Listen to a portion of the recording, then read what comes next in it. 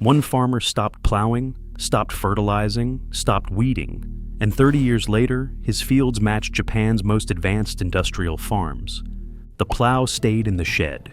Seed went out by hand, wrapped in something the size of a marble, and thrown across ground he had deliberately refused to turn. Decades later, someone would run the exact same test on the other side of the world and prove he was right. Almost nobody adopted it. And the same trick now fits on a single raised bed, with nothing you don't already have in the garage. The better this worked, the less anyone wanted it. It starts in a customs office in Yokohama, Japan in 1938. The man at the microscope is Masanobu Fukuoka. He is 25, a trained plant pathologist paid to inspect produce at the port and decide what is diseased. That year, he walks out and goes home to Shikoku Island, where he was born in 1913, the eldest son of a rice farmer. He comes back to his family's land with an idea to test.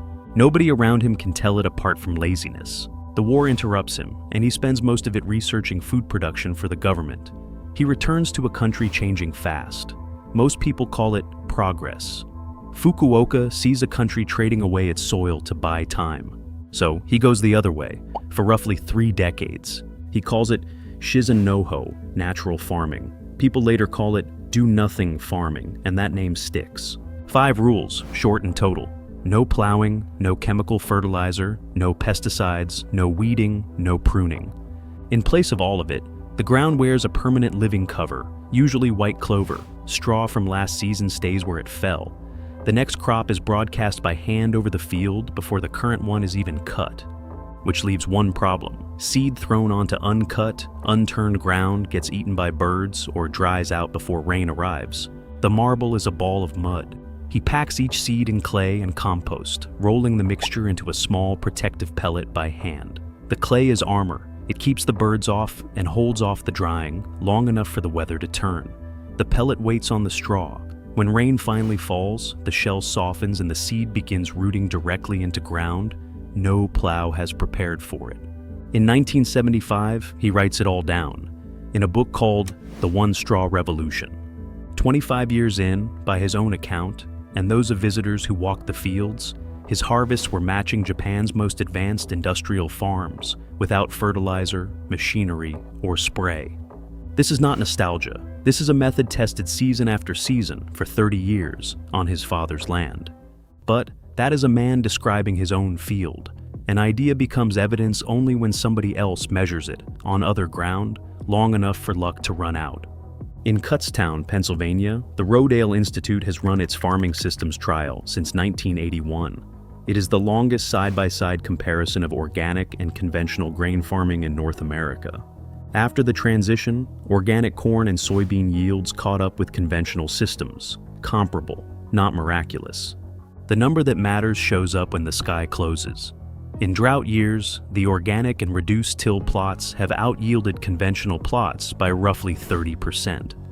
That is the gap between a harvest you are pleased with and one you apologize for. In the seasons a garden has no margin left. One 2006 trial at Rodale puts it in the hand.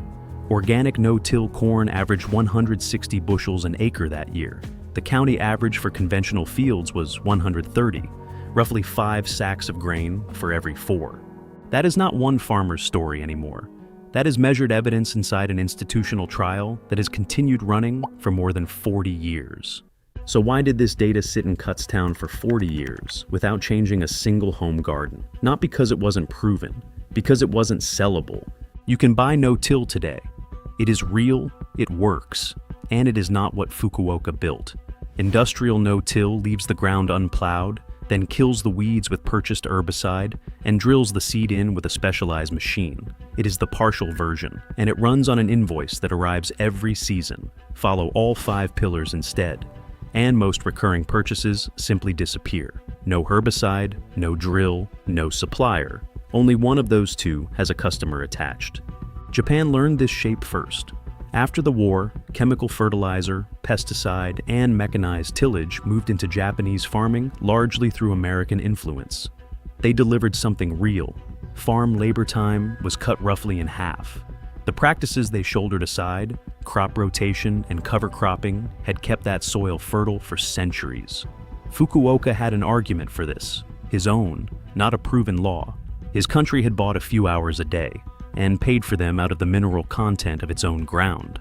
Now, look at where the sales pressure never reached. Continuous no-till, even the chemical-dependent kind, saves around 6 gallons of diesel per acre every year, and builds soil while it does it. On a garden bed, 0. Documented for decades. It covers about 21% of U.S. cultivated cropland, 1 field in 5. The quieter part is the teaching. Extension services and university programs built their advice around the till and input system, because that was the system in the room when the curriculum was written. That advice shaped what farmers and gardeners were taught for decades. There was no shelf anywhere in it for a method that sold nothing. So the neglect is not evidence against the method. A system built to promote what it can sell was never going to promote a bucket of clay. The seed balls scale to a field. Here is the same principle shrunk to a single bed. And most of it is already in your garage. Find a patch of lawn or tired ground. Do not dig it. Lay flat cardboard or several thick layers of newspaper straight over the grass and cover every inch. Pay attention here, because this step determines whether the method works. The urge is to turn the soil first just to loosen it. That single step works against everything the layers above it are meant to do.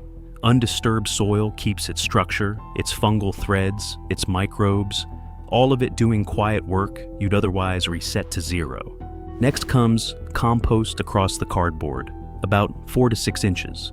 Plant straight into the compost. No digging, no spade. A small hand trowel does the job in seconds. Mulch goes on last. Straw, shredded leaves, or wood chips tucked around the plants to hold moisture in. Nothing below any of it gets turned. By the time the roots reach past it, the cardboard has already broken down, but it did its job for as long as it mattered, keeping the grass and weeds from pushing back up. The cardboard came from a delivery, the compost from a kitchen, the leaves from a bag headed for the curb. No specialty purchase in the list. White clover scattered between the rows will smother weeds and feed nitrogen in for free. This is not a trick somebody invented for the internet. It is ordinary garden knowledge, receiving less attention than the products sold every season. None of that knowledge went away. It's sitting under your own lawn, waiting for someone to lay the first sheet of cardboard.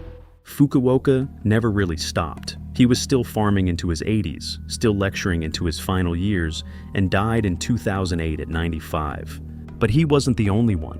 In that same decade, on another stretch of Japanese soil, a second farmer was reaching for almost the same idea under almost the same name. Nature farming, credited to a man called Mokichi Okada. He used almost the same characters, translated almost the same way. Only he didn't mean quite the same thing by it.